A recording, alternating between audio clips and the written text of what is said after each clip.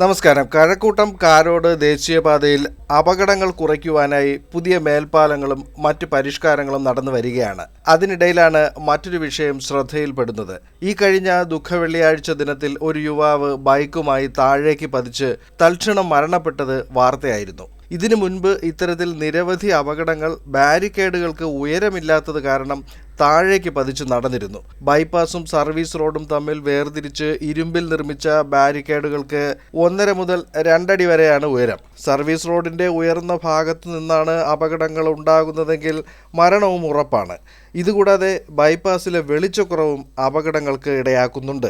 ബാരിക്കേഡുകളും concrete കൈവരികളും ഉയരം കുറവായതിനാൽ നിയന്ത്രണം തെറ്റുന്ന വാഹനങ്ങൾ താഴേക്ക് മറിയുന്നതും കൂടുകയാണ്. ദേശീയപാതയുടെ നിർമ്മാണ മാനദണ്ഡ പ്രകാരം സുരക്ഷാ ഭിത്തികൾക്ക് 1 മീറ്ററിൽ കൂടുതൽ ഉയരം വേണമെന്നാണ്. എന്നാൽ ഇവിടെ അത്തരത്തിലല്ലാത്തത് വലിയൊരു പ്രശ്നമായി ചൂണ്ടിക്കാണിക്കപ്പെടുകയാണ്.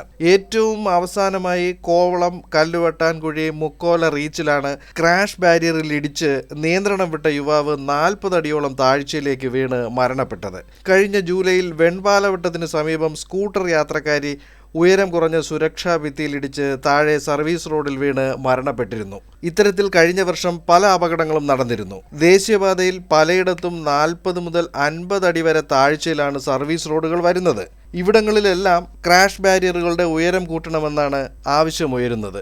ഇതിൽ തീരുമാനമെടുക്കേണ്ടത് ദേശീയപാത അതോറിറ്റിയുടെ കേന്ദ്ര ഓഫീസിൽ നിന്നാണ്. ഇരുട്ടിൽ മുങ്ങിയ ദേശീയപാതയിലെ രാത്രിയാത്രയും ഇപ്പോൾ ചർച്ചയാണ്. ബൈക്ക് റേസിംഗ് കാരണമുണ്ടായ അപകട മരണങ്ങൾക്ക് ഇപ്പോൾ കുറവ് വന്നിട്ടുണ്ട്.